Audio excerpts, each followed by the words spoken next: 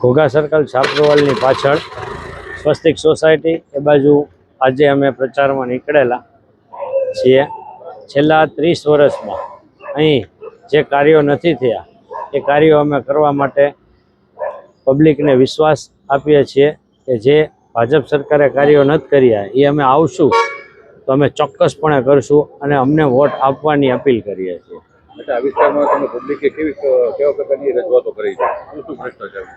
આ વિસ્તારમાં એક તો સૌથી મોટી સમસ્યા પાણીની છે।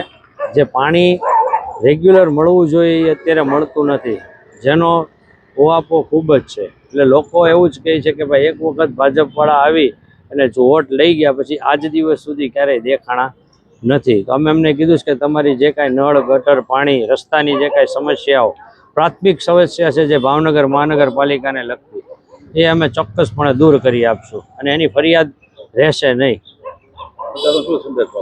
મતદારોને એ જ સંદેશ આપીએ છીએ કે છેલ્લા 30 વર્ષથી જે ભાજપ સરકારને એ લોકોએ મત આપી અને જે અત્યારે ટેકો આપી અને પેદાડી દીધા છે એમાંથી એ લોકો હવે એને પરિવર્તન લાવે અને કોંગ્રેસ પક્ષના ઉમેદવારોને બહુમતીથી વિજય અપાવે।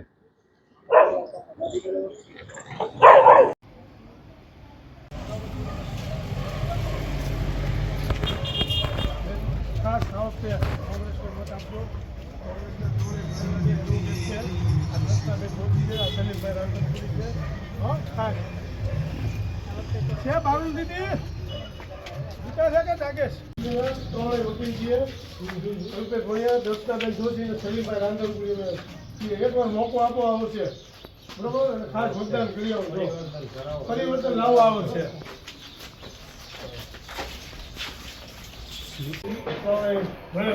એકવાર તમને મોકો આપો, ડોક્ટર સાહેબને બધી યુટ્યુબ જોતા હોય એટલે ખાસ અહીંયા જોઉં છું ગલત થયા કહેજો ચંદારાના સાહેબનો મિત્ર આવ્યો તો કલ્પના